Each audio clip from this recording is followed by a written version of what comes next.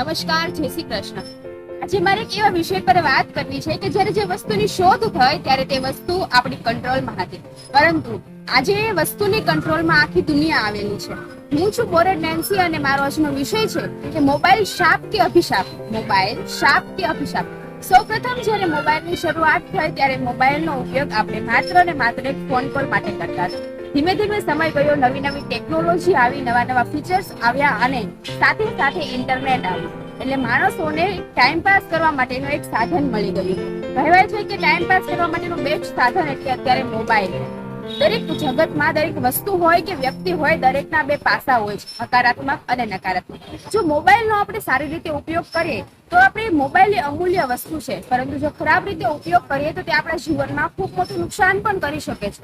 જો મોબાઈલનો આપણે સારી રીતે ઉપયોગ કરીએ તો મોબાઈલ દ્વારા આપણે આપણા દૂરના રિશ્તેદાર હોય કે જે આપણા ફ્રેન્ડ્સ હોય, ફેમિલી મિત્રો હોય, એમની જોડે આપણે વિડીયો કોન્ફરન્સથી વાત કરી શકીએ છીએ, ઓનલાઈન વસ્તુઓ મંગાવી શકીએ છીએ, ઓનલાઈન પેમેન્ટો કરી શકીએ છીએ. જ્યારે ઘણું બધું ઓનલાઈન કરી શકીએ છીએ.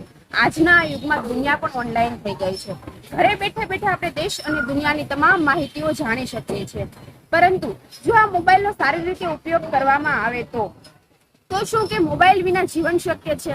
Yes my dear friend, mobile વિના જીવન શક્ય છે.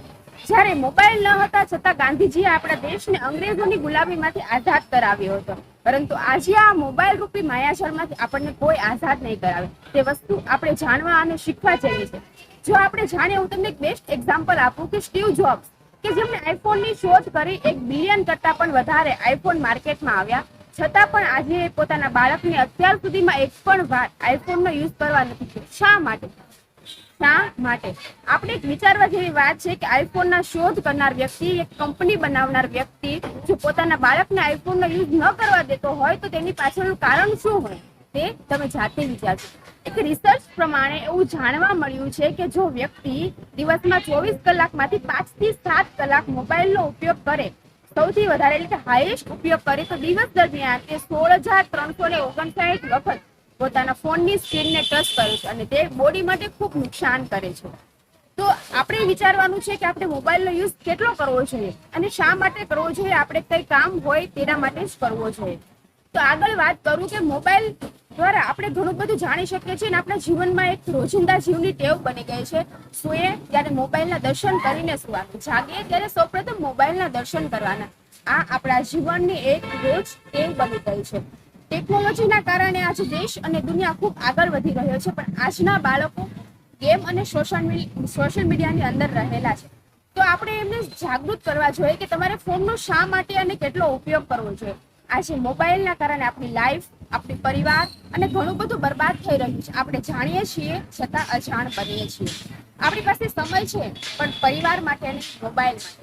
આપણે જેટલા મોબાઈલથી અને સોશિયલ મીડિયાથી કનેક્ટ થઈશું એટલા જ આપણા પરિવારથી ડિસ્કનેક્ટ થઈશું. તો શું કે મોબાઈલનો ઉપયોગ બંધ કરી દેવો જોઈએ અથવા કંપનીઓ બંધ કરી દેવી જોઈએ? ના, આપણે જરૂર હોય એટલો જ પડતો મોબાઈલનો ઉપયોગ કરવો જોઈએ. આપણા વિકાસ અને વિનાશ માટેનું નંબર 1 સાધન એટલે મોબાઈલ.